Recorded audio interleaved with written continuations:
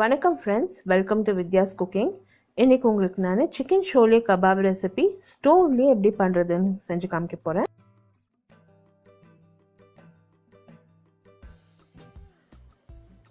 நான் வந்து boneless chicken வந்து எடுத்து வச்சுருக்கேங்க. இதில் ஸ்கின் எல்லாம் இல்லை, நல்லா கழுவி போன்லெஸ் சிக்கன் பிரெஸ்ட்டை பெரிய பெரிய பீஸாக கட் பண்ணி எடுத்து வச்சுருக்கேன். தயிர் தேவைப்படும், அரை எலுமிச்சம்பழம், முழு பூண்டு, ஒரு முழு பூண்டு வந்து பொடியாக நறுக்கி வச்சுருக்கேன், பச்சை மிளகாய் பொடியாக நறுக்கி வச்சுருக்கேன், கருவேப்பிலை தேவைப்படும், இஞ்சி பூண்டு விழுது, orange or red food colour தேவைப்படும், மிளகாய்த்தூள், மல்லித்தூள், மஞ்சள் பொடி, கரம் மசாலா தூள், கசூரி மேத்தி அதாவது அந்த உலர்ந்த வெந்தயக்கீரை, ஒரு சின்ன கறி துண்டு தேவைப்படும். கறி துண்டு வந்து இருந்தாக்கா யூஸ் பண்ணலாம், அப்படி இல்லைன்னா லிக்விட் ஸ்மோக்குன்னு கிடைக்கிறது கடையில், அந்த லிக்விட் ஸ்மோக் இருந்தாக்கா நீங்கள் அது கூட யூஸ் பண்ணலாம். இப்போ நான் வந்து சிக்கனை மேரினேட் பண்ண போகிறேன். நீங்கள் சிக்கன் பிரெஸ்ட்டு எந்த ரெசிபிக்கு யூஸ் பண்ணுறதா இருந்தாலும் கொஞ்சம் பெரிய பீஸ் சிக்கன் பிரெஸ்ட்டாக யூஸ் பண்ணுங்கள். அது வந்து சீக்கிரமாக ட்ரை ஆகாது.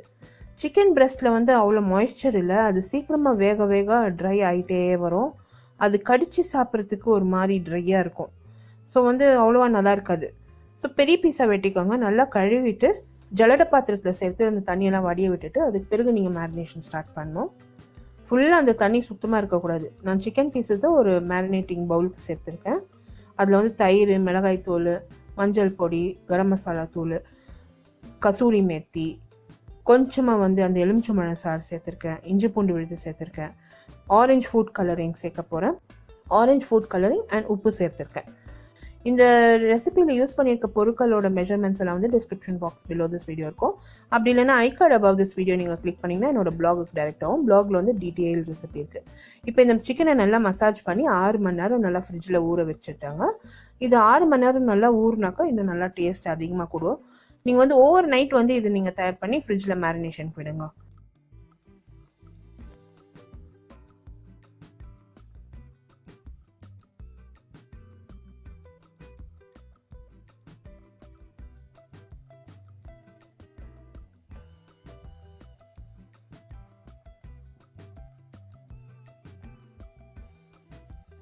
மறுநாள் வந்து நான் ஒரு கடாயை ஹீட் பண்ணியிருக்கேன் மிதமான தீயில். அதில் இந்த மேரினேட் ஆன சிக்கனை சேர்த்துருக்கேன். மேரினேஷன் சுத்தமாக வேஸ்ட்டே பண்ணலங்க. அதில் வந்து 1/4 கப்பு தண்ணி சேர்த்து அந்த மேரினேஷன் நல்லா கலந்து இதில் நான் சேர்த்துருக்கேன். சுத்தமாக அந்த மேரினேஷன் வேஸ்ட் பண்ணல. இப்போ மிதமான தீயில் வந்து இந்த கோழியை வேக வைக்கணும்.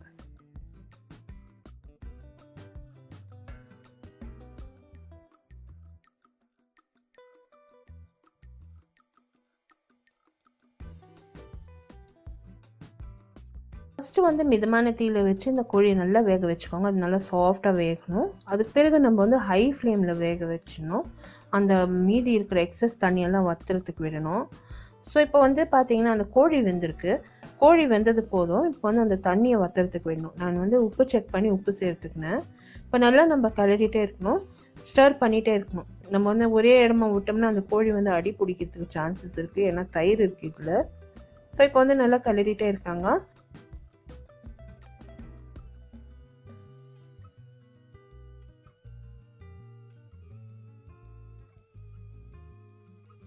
மிதமான தீயில் வச்சு அந்த தண்ணி வந்து பாதி தூரம் வற்றி வந்ததும் அதில் வந்து நான் கருவேப்பிலை, பொடியை நறுக்கி வச்சுருக்கேன், மிளகாய், பொடியை நறுக்கி வச்சுருக்க பூண்டு எல்லாம் சேர்த்துருக்கேன்.